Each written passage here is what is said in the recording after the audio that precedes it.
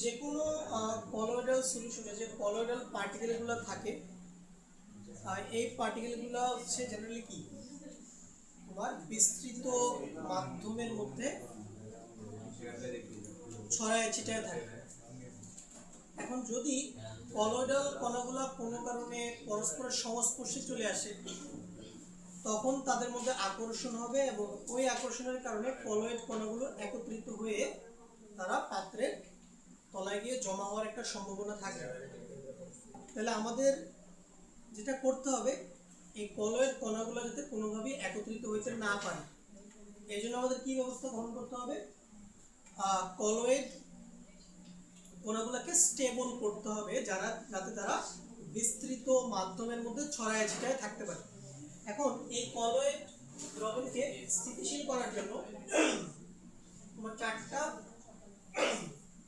ব্যবস্থা নিতে হবে। এক, কলোয়েড কণার সঙ্গে ব্রাউনীয় গতি এই শব্দটা তোমরা কখনো শুনছো কিনা আমি জানি না।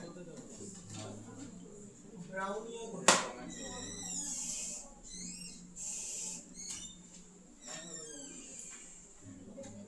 তো ব্রাউনীয় গতির বিষয়টা কি দেখো, ব্রাউনীয় গতির বিষয়টা হচ্ছে আমার বিস্তৃত মাধ্যমের যে কণাগুলো থাকে এগুলো খুবই ছোট ছোট থাকে, অনেক সূক্ষ্ম থাকে।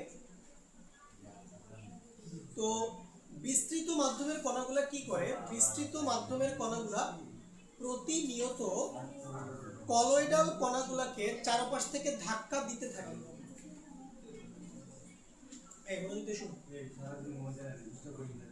কি বললাম যে বিস্তৃত মাধ্যমের কণাগুলা কলোয়েড কণাগুলাকে প্রতিনিয়ত চারপাশ থেকে ধাক্কা দেয়। এখন এই ধাক্কা দেওয়ার কারণে কি হয়, সব দিক থেকে ধাক্কার পরিমাণটা সমান হয় না। মনে করো একদিক থেকে ধাক্কা বেশি আরেক দিক থেকে ধাক্কা কম, ধরো একদিক থেকে বেশি বল দিচ্ছে আরেক দিক থেকে কি কম বল দিচ্ছে, যার জন্য কলোয়েড কণাগুলা কি করে তোমার মানে অনেকগুলো বলের লব্ধি যেদিকে কাজ করবে ওইদিকে কি কলোয়েড কণাগুলো ধাবিত হবে। দেখাই দেখো, তো এইটা ছবিটা দেখো, তুমি মনে করো হচ্ছে এই হচ্ছে আমাদের একটা কলোয়েডাল কণা, এটা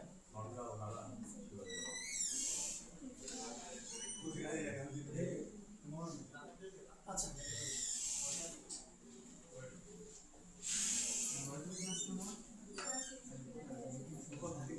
দেখো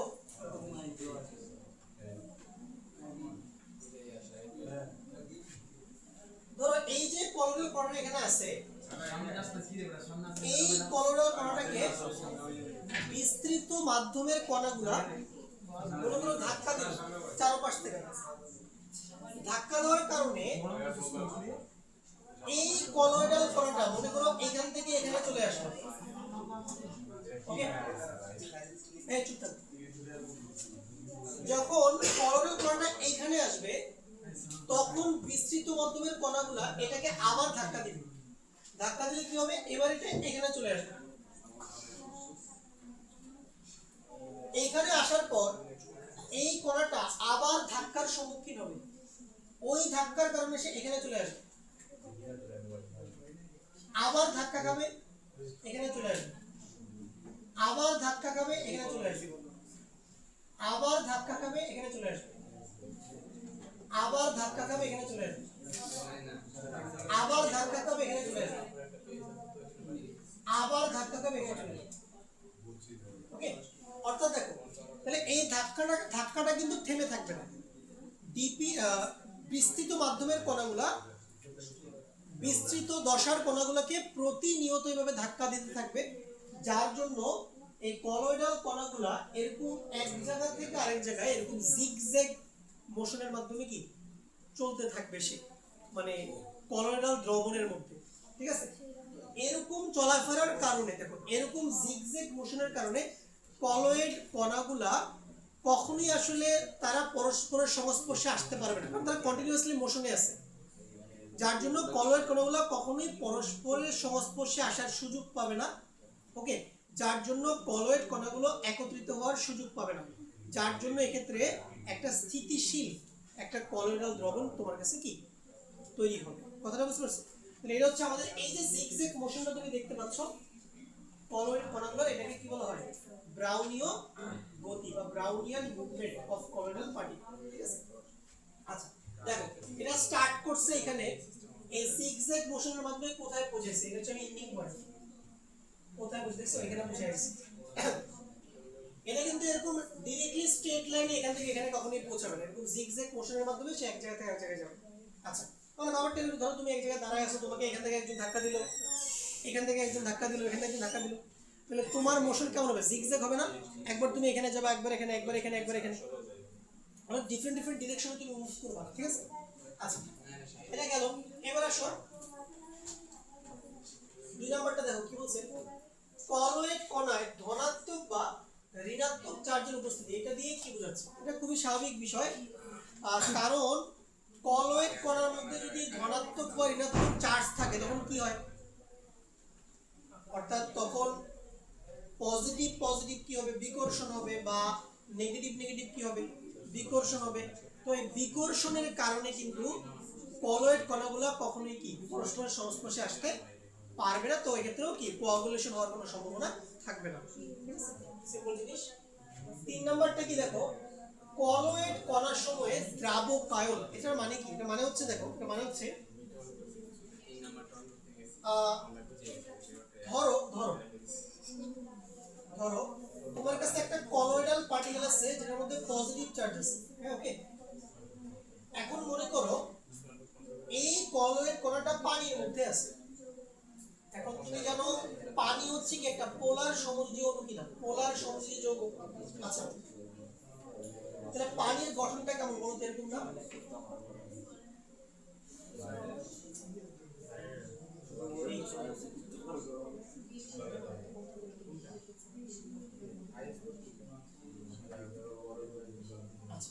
এই হচ্ছে পানির অণুর গঠন তাহলে দেখো পানির অণুর যে অক্সিজেন প্রান্তটা আছে এটা যেহেতু ঋণাত্মক তাহলে এটা কি করবে একটা কলয়েডাল পার্টিকেলটাকে দেখো এই কথা বলো কলয়েডাল পার্টিকেলটাকে এই পানির অণুর যে অক্সিজেন প্রান্তগুলো আছে এই প্রান্তগুলো কি করবে চারপাশ থেকে ঘিরে ধরবে এতে করে কি হবে এক্ষেত্রে একটা প্রোটেক্টিভ লেয়ার তৈরি হবে কথাটা বুঝছো একটা প্রোটেক্টিভ লেয়ার মানে এই কলয়েডাল পার্টিকেলটা পুরো একটা আইসোলেটেড কলয়েড কণার মতো আচরণ করবে মানে এটা অন্য কোনো কলয়েডাল কণার সংস্পর্শে আসার সুযোগ পাবে না কারণ কি এই পানির অণুগুলো এটার চারপাশে কি তৈরি করছে একটা প্রোটেক্টিভ লেয়ার এখানে তোমার তৈরি করছে এই জিনিসটাকে আমরা বলে থাকি কলয়েড কণার সময় কি দ্রাবকায়ন মানে দ্রাবক অণুগুলা এই ধনাত্মক চার্জযুক্ত কলয়েড কণাগুলোকে ঘিরে ধরে চারপাশ থেকে সিমিলারলি যদি মনে করি এটা ঋণাত্মক চার্জযুক্ত কি হইতো ঋণাত্মক চার্জযুক্ত কলয়েড কণা হইতো তাহলে কি হইতো বলতো তাহলে কি হতো বলো তাহলে কি হতো এখানে এবার কি হতো এবার যেটা হইতো দেখো এবার হচ্ছে কি পানির অণুর হাইড্রোজেন প্রান্তগুলো ঘিরে ধরতো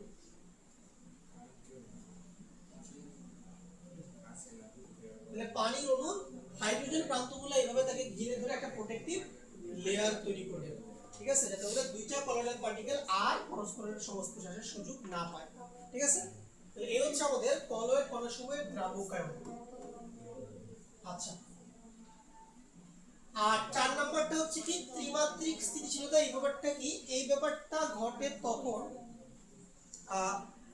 আমাদের কিছু বড় বড় মলিকুল আছে যেমন ধরো হচ্ছে তোমার পলিমার তারপর হচ্ছে স্টার্চ এই জাতীয় যে অণুগুলা থাকে এরাও সেম কাজটা করতে পারে এরাও হচ্ছে যে তোমার কোনো একটা কলয়েড কণাকে চারপাশ থেকে ঘিরে ধরে ওকে মনে করো তোমাকে এই কথা বলো ধরো তোমাকে তোমার চারপাশে মনে করো 4টা বড় বড় বডিগার্ড আছে অনেক স্বাস্থ্যবান হেলদি শক্তিশালী 4টা বডিগার্ড তোমাকে চারপাশ থেকে ঘিরে ধরছে মানে তুমি কি সম্পূর্ণ কি একটা প্রোটেক্টিভ এনভায়রনমেন্টে আছো না এটা প্রোটেক্টিভ লেয়ারের মধ্যে আছো মানে তোমাকে কেউ আঘাত করার সুযোগ পাবে না কথাটা বুঝতে পারছো তো সিমিলারলি যদি কলয়েড কণার সাথে অনেক বড় বড় মলিকুল থাকে যেরকম কি বিভিন্ন যে পলিমার তারপরে তোমার স্টার্চ তো এরা হচ্ছে অনেক বড় বড় স্ট্রাকচার তো এত বড় বড় স্ট্রাকচার যখন তোমার কলয়েড কণার চারপাশে থাকে তখন কলয়েড কণাগুলো কি একটা প্রোটেক্টিভ এনভায়রনমেন্টের মধ্যে থাকে তখন সে অন্য কোনো কলয়েড কণার সংস্পর্শে আসার সুযোগ পায় না তো এভাবেও তোমার কি কলয়েড দ্রবণকে কি করা যায় স্থিতিশীল করা যায় তো এক্ষেত্রে তুমি যদি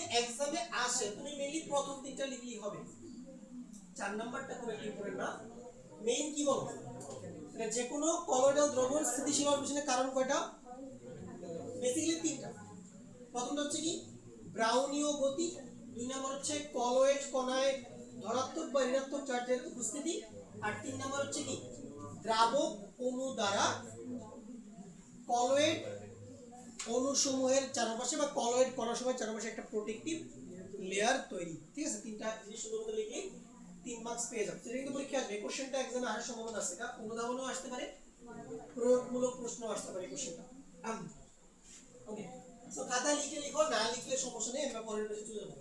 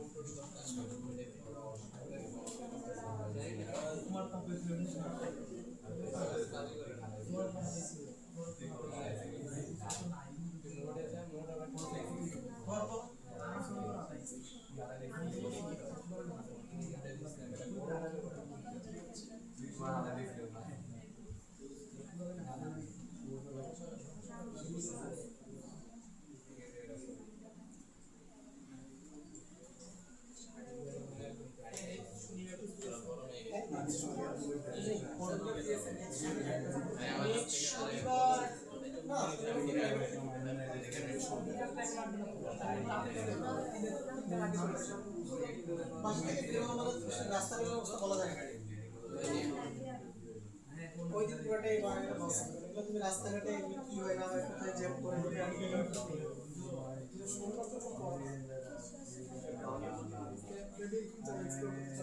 ব্রাউনীয় গতি মানে কি? এরকম করে কি বুঝাইলাম তোমার বুঝছিলাম? হ্যাঁ এটা জিনিস করতেছে কে ও আমাকে জিজ্ঞেস করবে না, ব্রাউনীয় গতি হচ্ছে সিম্পল, এই কলয়েড কণাগুলা যখন হচ্ছে যে তোমার বিস্তৃত মাধ্যমের মধ্যে থাকে, তখন বিস্তৃত মাধ্যমের অণুগুলা বা কণাগুলা কলয়েড কণাগুলাকে প্রতিনিয়ত চারপাশ থেকে ধাক্কা দিতে থাকে। এখন ধাক্কাগুলো হচ্ছে যে সমান থাকে না, মানে একদিকে ধাক্কা বেশি একদিকে ধাক্কা কম। যদি চারপাশ থেকে ধাক্কা সমান হতো তাহলে তো কণাটা সেম জায়গাতেই থাকতো, যদি সবগুলা বলে লব দিয়ে 0 হতো। কিন্তু এখানে চারপাশ থেকে ধাক্কা সেম থাকে না, একদিকে ধাক্কা কম একদিকে ধাক্কা কি বেশি। এইজন্য সবগুলো ধাক্কার যে লব্ধিটা যেদিকে যাবে কলয়েড কণাটা ওইদিকে মুভ করবে। এখন ব্যাপারটা এমন না যে বিস্তৃত মাধ্যমের কণাগুলো এখানে একবার ধাক্কা দিচ্ছে এবার আর ধাক্কা দেয় না, ব্যাপারটা এমন না, ধাক্কা তো প্রতিনিয়ত দিচ্ছে, প্রতিনিয়ত ধাক্কা দিচ্ছে, যার জন্য কলয়েড কণাগুলো এরকম জিগজ্যাগ মোশনের মাধ্যমে কি করে, মানে কলয়েডাল দ্রবণের মধ্যে মুভ করতে থাকে। তো এই জন্য কলয়েডাল দ্রবণটা সুস্থিতি লাভ করে। তো এটা কি বলা হয় ব্রাউনিয়ান অস্থিতি না, এটা সবসময় মুভ করতে থাকে। না এন্ডিং পয়েন্ট তো থাকারই কথা। তোমার টার্গেট কি, তুমি কলয়েড কণাগুলা যদি কোনোভাবে কাছাকাছি চলে আসে তখন তারা অভিকর্ষের কারণে নিচে সেটেল ডাউন হয়ে যাবে পাত্রের তলায়। Stable means DP, stable means হচ্ছে ডিপির মধ্যে ডিএম এর মধ্যে ডিপির পার্টিকেলগুলো কি কন্টিনিউয়াসলি মুভ করবে, এটা হচ্ছে স্টেবল একটা কলয়েডাল সলিউশন। মানে এর মধ্যে এন্ডিং পয়েন্ট তো থাকার কথা না।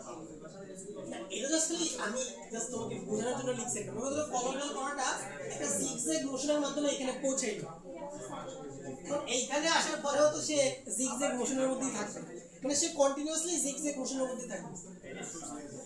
কারণ এই মোশন না থাকলে গ্র্যাভিটির কারণে কলয়েড কণাগুলো পাতের তলায় সেটেল ডাউন হয়ে যাবে, তখন ওইখানে তো কোনো কলয়েডাল দ্রবণ থাকবে না ওইটা। ঠিক আছে না, কথাটা বুঝতে পারছো কিনা? আচ্ছা এটা বুঝছি আমরা সবাই। এবার চলো নেক্সট, এবার নেক্সট একটা জিনিস আমরা করবো, সেটা হচ্ছে টিন্ডাল ইফেক্ট ব্যাখ্যা করো। টিন্ডাল ইফেক্ট, টিন্ডাল ইফেক্ট কি জিনিস এটা?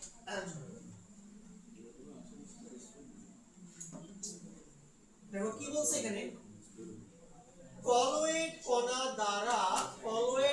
দ্বারা আলোর বিভিন্ন দিকে ছড়িয়ে যাওয়ার ঘটনাকে বলা হয় টিন্ডাল প্রভাব বা টিন্ডাল ইফেক্ট। এটা আমরা আসলে ইলাস্ট্রেশন দেখলে বুঝবো। চলো এই ছবিটা আমি একটু দেখি। দেখো মনে করো তুমি হচ্ছে যে দেখো না দুইটা বিকারে তুমি হচ্ছে যে দুইটা সলিউশন নিছো। একটা বিকারে আছে তোমার সলিউশন, দেখো এই একটা বিকারে আছে শুধু সলিউশন দ্রবণ,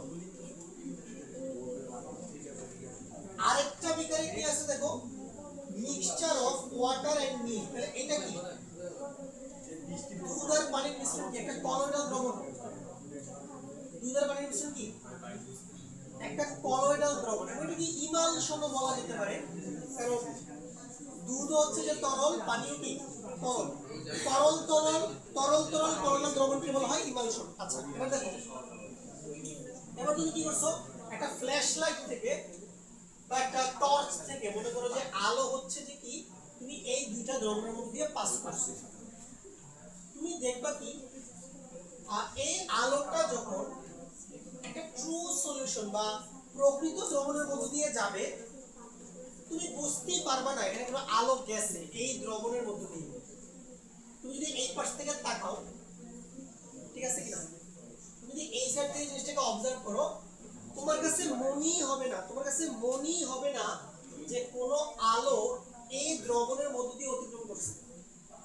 অর্থাৎ আলোর যে পথ এটা তুমি বুঝতে পারবে না, লাইটের যে পাথ এটা তোমার চোখে ভিজিবল হবে না যদি এখানে একটা কি থাকে প্রকৃত দ্রবণ থাকে, ট্রু সলিউশন থাকে। উদাহরণ কি যেগুলো খাবার লবণ পানির দ্রবণ, সোডিয়াম ক্লোরাইড পানির সাথে মিশে থাকবে, ওকে। কিন্তু কিন্তু দেখো যদি এই আলোটা দেখো যদি এই আলোটা দুধ এবং পানির মিশ্রণের মধ্য দিয়ে যায় এবং তুমি যদি এই পাশ থেকে অবজার্ভ করো, তুমি ক্লিয়ারলি বুঝতে পারবা যে এই দ্রবণের মধ্য দিয়ে একটা আলো আসতেছে এবং আলো কোন দিক দিয়ে আসতেছে এটাও তুমি বুঝতে পারবা।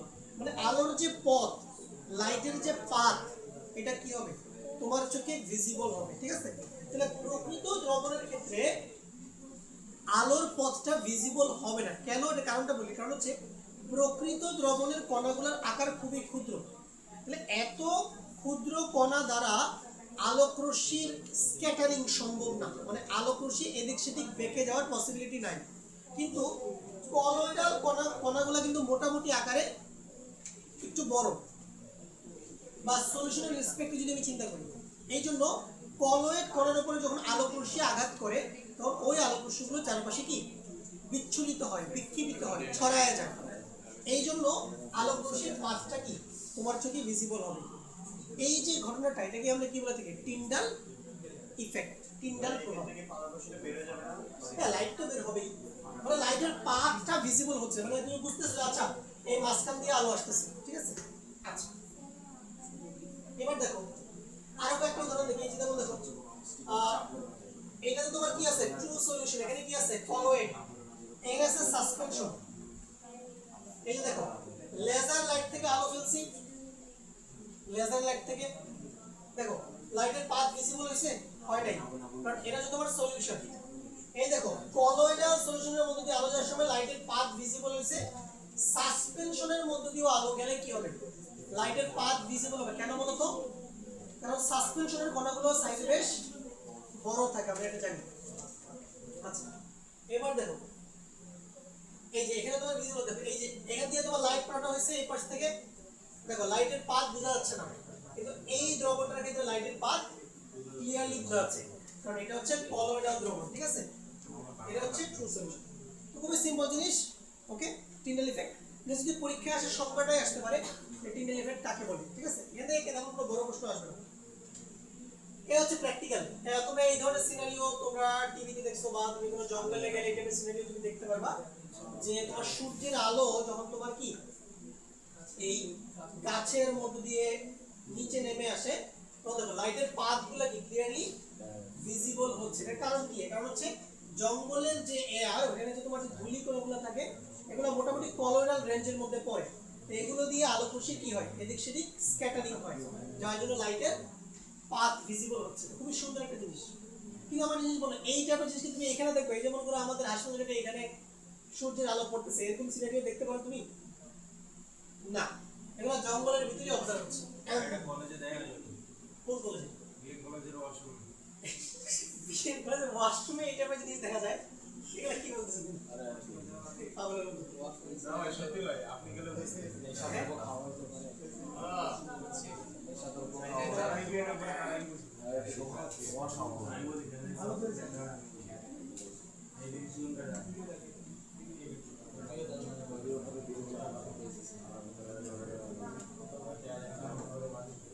চলো আমাদের তিনটে ইফেক্ট শেষ। নেক্সট কি করবো আমরা? ইমালশন কাকে বলে এটা আসতে পারে, এবং ইমালসিফায়ার কি? হ্যাঁ ও এক্সপ্লোস। ভাই কমায় না 26 এ আছে ঠিক আছে, এটা ঠিক আছে, নাহলে আবার শীত লাগে। কি বলছে দেখো, তরল কলোয়েডাল সিস্টেমকে ইমালশন বলা হয়। ইমালশনকে স্থিতিশীল রাখার জন্য যে রাসায়নিক পদার্থ ব্যবহৃত হয় তাকে ইমালসিফাইং এজেন্ট বা ইমালসিফায়ার বলা হয়। আচ্ছা, এই ব্যাপারটা কি আসলে দেখো, যেমন দেখো তেল এবং পানি দুইটাই কি তরল না? তেল এবং পানি দুইটাই কিন্তু তরল। ধরো আমি যদি তেলকে পানির মধ্যে মিশাই তাহলে যে কলোয়েডাল দ্রবণটা প্রস্তুত হবে তাকে আমরা কি বলবো? ইমালশন। অথবা পানিকে যদি তেলের মধ্যে মিশাই তাহলে যে কলোয়েডাল সিস্টেমটা প্রিপেয়ার হবে এটাও কি আমার ইমালশন। এখন ব্যাপারটা কি দেখো, তুমি যদি তেলকে পানির মধ্যে মিশাও, মিশবে?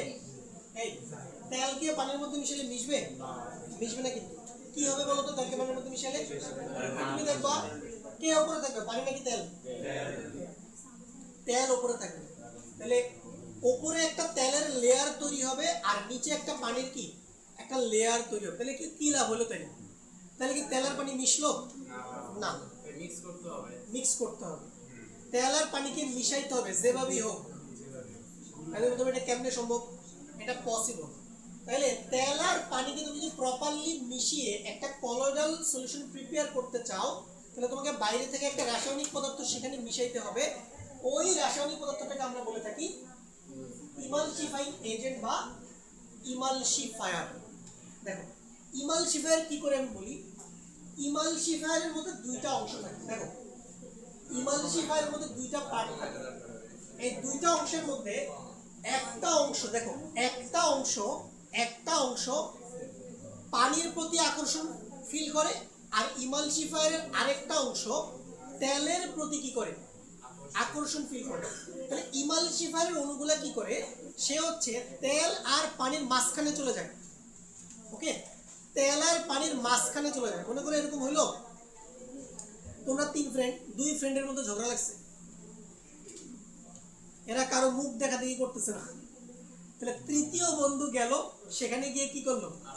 দুজনের মধ্যে মিলমিশ করায় দেওয়ার একটা চেষ্টা করলো। তাহলে তৃতীয় বন্ধুটা কি একটা বাইন্ডিং হিসেবে কাজ করছে না দুইটা বন্ধুর মাঝে, মানে যাদের মধ্যে ঝগড়া লাগছে। তাহলে এই ইমালসিফাইং এজেন্টটা কি একটা বাইন্ডিং মিডিয়াম হিসেবে কাজ করবে, যে তেল আর পানিকে জোড়া লাগাবে। তাহলে ইমালসিফায়ারের একটা পার্ট যাবে পানির সাথে, আরেকটা পার্ট যাবে কি তেলের সাথে। এইভাবে তেল আর পানি পরস্পরের সাথে কি জোড়া লেগে যাবে।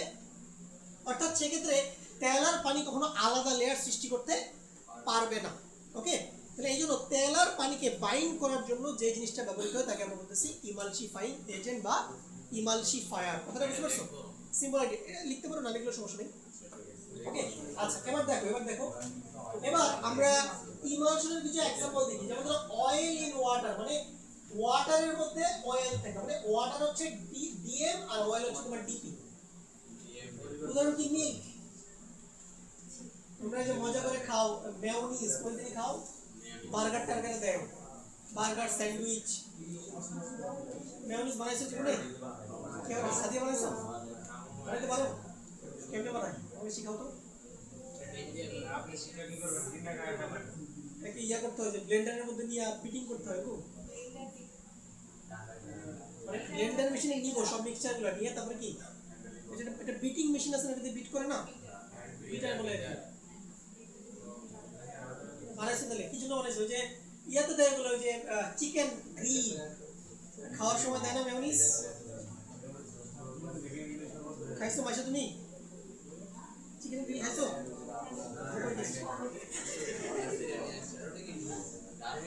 ইয়াদলা জিনিস খাও তোমরা, চিকেন গ্রিল মজা পাও? চিকেন গ্রিল খায়া মজা লাগে না। পুরাটাই উপরে পোড়া ভাই, এখানে মাংসরে পোড়া কি একটা অবস্থা করে। এই তোমরা বারবিকিউ পার্টি করো, ওখানে হচ্ছে মাংসরে পোড়া কি একটা অবস্থা করে। যাক, মেয়োনিজ তোমরা খাইছো হয়তো বা। স্কিন কেয়ার লোশন ভাই, ঠিক আছে, সেই স্কিনের যত্ন নেই ওকে দেখি ধরে তো প্রতিদিন মাখে একটু একটু করে, এই জন্য সুন্দর হয়ে যাচ্ছে। ওর জন্য মার্কেটে ভালো পাত্রের অভাব না, সবাই লাইন ধরে আছে। অবশ্যই চেহারা যত্ন নিতে হবে, মেয়েদের জন্য তো এটা নাম্বার ওয়ান কাজ। এই কাজ তুমি যদি না করো, বিয়ের মার্কেটে তুমি মনে করো যে তোমার ভ্যালু দিন দিন কমে থাকবে। নিজের স্কিনের যত্ন নিতে হবে। 25 বছরের আগেই স্কিনের যত্ন নিয়ে স্কিনকে পুরো ধলা বানায় ফেলতে হবে। যত লোশন আছে বাজারে সব কিনবা, তবে তবে আবার ওই যে চিপা চাপা থেকে কম দামি কিনো না, তাইলে আবার ত্বকের বারোটা বাজবে। ছেলেদের যত নিব কিনা ত্বকের, বলি তোমরা যারা ছেলেরা আছে এখানে, তার মধ্যে আমিও ইনক্লুডেড, আমরা জেনেটিক্যালি জন্মের পরই মারা খাই গেছি। কথাটা বুঝতে পারছি? মানে আমরা মায়ের পেট থেকে যখন বাইরেছি অলরেডি মারা ওইখানে খাই গেছি। আমাদের ত্বক সুন্দর না, আমরা দেখতে হ্যান্ডসাম না, আমাদের ফেসের শেপের স্ট্রাকচার ভালো না, ঠিক আছে? মারা অলরেডি ওখানে খাই গেছি। আরেকটা কথা বলি যে যেহেতু তুমি এভারেজ ছাত্র, তোমরা এখানে সবাই এভারেজ চেহারার অধিকারী, কিছু বলো না, আসলে বাস্তব কথা। আমি তো এখানে আরো নিচে আছি, ঠিক আছে? যাই হোক, তোমরা যদি এভারেজ চেহারার অধিকারী, তোমার জীবনে যদি সুখী থাকতে চাও, বিয়ে শাদী করো না। টাকা পয়সা কামাও, ওই টাকা পয়সা দিয়ে একা জীবন যাপন করো, সিঙ্গেল লাইফ কাটাও। এই একটা ভালোটা প্রশ্ন করছো, এই সেম প্রশ্নটা আমাকে সানোয়াল করছিল কতদিন, যে ভাই তাহলে কি বংশবৃদ্ধি করবো না? কথা শুনো, একটা জিনিস বলি তোমাকে, যদি এই বংশবৃদ্ধির জিনিসটা না থাকতো, বাংলাদেশের 99% মহিলাদের রাস্তায় ভিক্ষা করতে হইতো। এবং এই লিস্টে আমার আম্মুও আছে। আমি আমার আম্মুরে ডিরেক্টলি বলি, ভাই আমার বাপ যদি তোমার বিয়া না করতো, তোমার ভিক্ষা করতে হতো রাস্তায়। কথাটা বুঝো, এটা কিন্তু বাস্তব সত্য কথা। এই যে মহিলারা সংসারে এত পাওয়ার দেখায়, কিসের এত পাওয়ার দেখায়, ঠিক আছে? কোনো হাজবেন্ড যদি এর ঘর থেকে বাইর করে দেয়, দুবেলা তো খাবারও জুড়ে পারবে না। কথা বলছো কি না?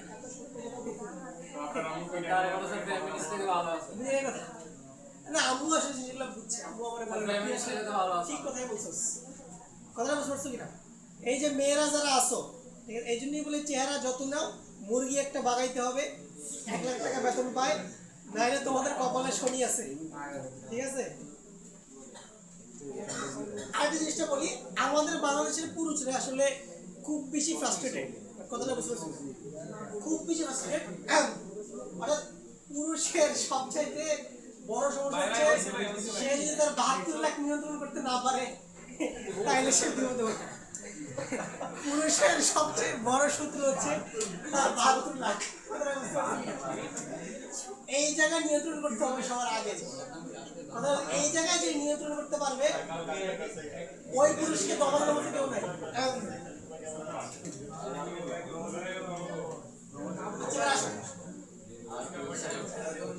দেখো, এই যে স্কিন কেয়ার লোশন, এগুলো কি? এগুলো হচ্ছে আমার ইমালশন। দেখো, এগুলো হচ্ছে ইমালশন। এগুলো আরো আছে ওয়াটার ইন অয়েল। এই দেখো, ওয়াটার ইন অয়েল মানে কি? অয়েলের মধ্যে ওয়াটার থাকবে, মানে অয়েল বেশি থাকবে, ওয়াটার কি কম থাকবে। এক্সাম্পল কি? যেমন ধরো butter, margarine, heavy cold cream. যেগুলো কোল্ড ক্রিম কখন লাগায়? শীতকালে লাগায় না? শীতকালে লাগায়। আচ্ছা, এগুলো গেলে এরপর আর কি আছে? এগুলো কিছু নাই, এগুলো পড়লেই হবে। এবার আসলে কি পড়তে হবে বলে দিই। ওই গেল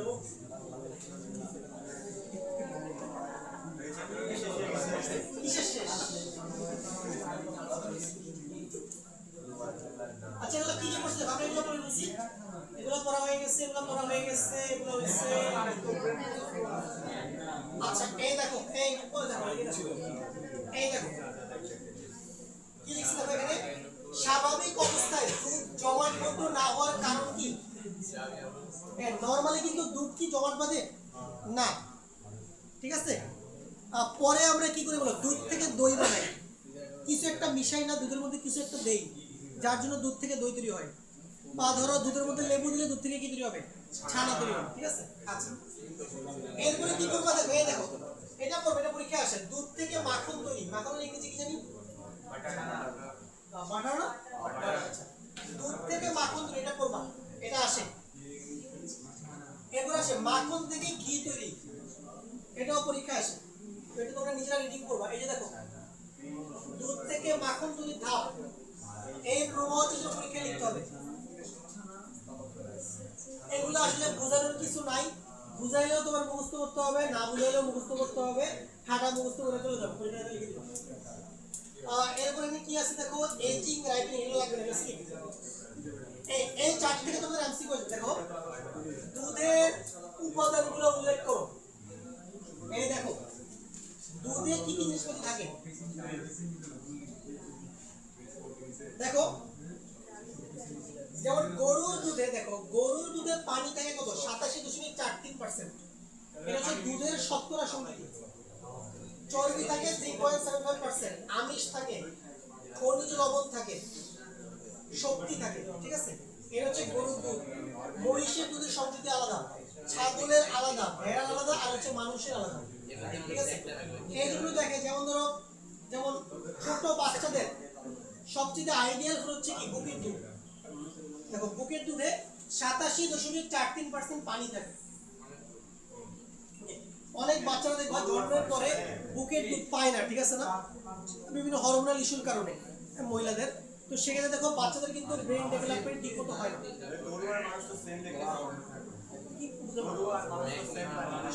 হ্যাঁ দুইটাই বেটার, আমরা তো গরুর দুধ রেগুলারই খাই। আচ্ছা এখন কি তুমি এই বয়সে বুকের দুধ খাইতে পারবা? তোমাদের গরুর দুধই খাইতে হবে। যখন তুমি ছোট বাচ্চা ছিল, জন্ম নিয়েছিল, প্রথম 2 বছর কি তোমরা ভারী খাবার দাবার খাইতে পারতো না। তখন দেখো যেসব বাচ্চারা বুকের দুধ পায় তারা অনেক বেশি মেধাবী হয়, ওদের রোগ বালাই কম হয়, ওদের ব্রেন ডেভেলপমেন্ট ভালো হয়, ঠিক আছে, ডাক্তাররাই বলে। আচ্ছা এই দেখো এগুলো যদি এমসিকিউতে আসবে, এগুলো এমসিকিউতে আসবে যে মানুষের দুধে তোমার পানির পরিমাণ কত, শর্করা কত, চর্বি কত, আমিষ কত, এটা ডিরেক্টলি এমসিকিউতে আসবে। এই পার্সেন্টেজগুলো মুখস্থ করবে, এগুলো তাহলে কোনগুলো করবা, গরুর দুধ আর মানুষের দুধ, এগুলো লাগবে না, মহিষ ছাগল ভেড়া এগুলো দরকার নেই।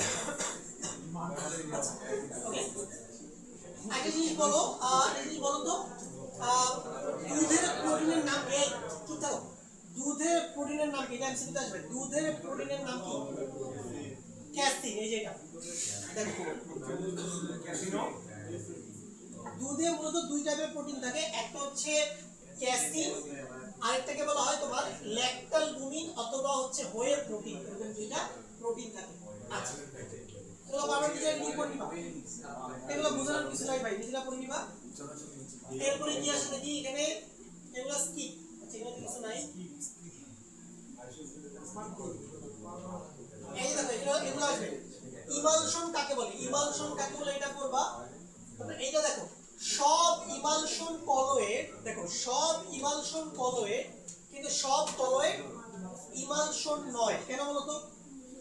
কলয়েড মানে কি, কলয়েড মানে সেখানে তোমার গ্যাস, কঠিন, তরল যে কোনো কিছুরই মিক্সচার হতে পারে, কিন্তু ইমালশনে শুধু কি তরল আর তরলের মিশ্রণ হবে, ঠিক আছে। এইজন্য সব ইমালশন কলয়েড, কিন্তু সব কলয়েড ইমালশন নয়। আচ্ছা এবারে দেখো কি আসতে পারে, ইমালসিফায়ার কাকে বলে সংজ্ঞা আসতে পারে, ওকে। তারপর বলতে দেখো দুধ একটি ইমালশন এবং কলয়েড ব্যাখ্যা করো, এই কোশ্চেনগুলো অনুধাবনে কিন্তু আসবে। এরপর আসো এই যে এটা সাসপেনশন এবং ইমালশনের মধ্যে পার্থক্য, এটা আসতে পারে, এগুলো পড়ায় ফেলছি, কলয়েডের সংস্কৃতি বা সাইজের কারণে এগুলো পড়ায় ফেলছি। এই যে দেখো সাসপেনশন ও কোয়াগুলেশনের মধ্যে পার্থক্য কি হবে। এরপরে আসো, আচ্ছা এবার কিছু নেই, এবারে খাতা লিখো, গ্লাস ক্লিনার প্রস্তুতি এগুলো একটু পড়বো তোমরা নিজেরা ওই জানি ক্লাস শেষ তো ভাই কি ক্লাস শেষ রেকর্ড হয়ে যায় তোর অস্ত্র হচ্ছে না ভাই বাসায় যাবো কি করবো বাসায় গিয়ে? 1 মিনিট বাদ দাঁড়াও। 8 মিনিট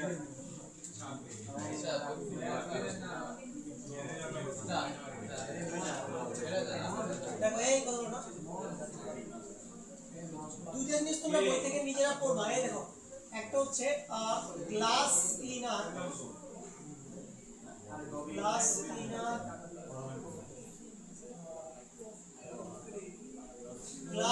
প্রস্তুতি এটা করবা আরেকটা হচ্ছে এগুলো তুমি 19 ইয়ার গুলো পড়ছিলে না 19 ইয়ার ছিল এগুলো এটা হচ্ছে টয়লেট ক্লিনার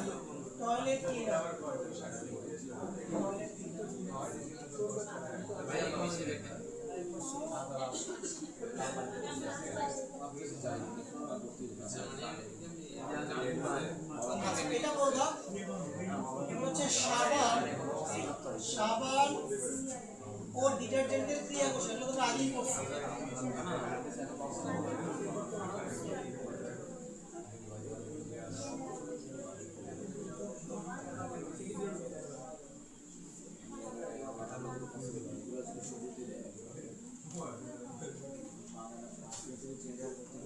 এই তিন জিনিস তোমরা বই থেকে একটু পড়ে নিও ঠিক আছে এগুলো তোমরা আগেই পড়ছো মানে প্রস্তুতি বলতে কি কি উপাদান দিয়ে গ্লাস ক্লিনার বানায় আর কি কি উপাদান দিয়ে কি টয়লেট ক্লিনার বানায় এরপরে আসো সাবান থেকে কি করবা সাবানের সংকেত তোমরা সাবানের সংকেত সবাই পারো ঠিক আছে তারপরে সাবান এবং ডিটারজেন্ট কিভাবে কাজ করে এগুলো আমরা আগেই পড়ছি আমরা অলরেডি ক্লাসও দেখছিলাম যে মিসেল ফর্মেশনের মাধ্যমে সাবান এবং ডিটারজেন্ট কি করে ময়লা পরিষ্কার করে তো এগুলো আসলে একটু দেখে নিও তবে এগুলো থেকে প্রশ্নের সংখ্যাটা কম পসিবিলিটি কম মেইনলি এই বছর তোমাদের কলোয়েডাল পোর্শনটাই হচ্ছে যে টার্গেট করবে এখান থেকে বেশি কোশ্চেন করবে আচ্ছা তো আমাদের ছোট্ট একটা টপিক বাকি আছে এটা হচ্ছে ভিনেগার এটা আমরা নেক্সট ক্লাসে পড়ে চ্যাপ্টারটা শেষ করব আগামী দিনের মধ্যে শেষ হবে হ্যাঁ শেষ হবে এবং সিলেবাসও শেষ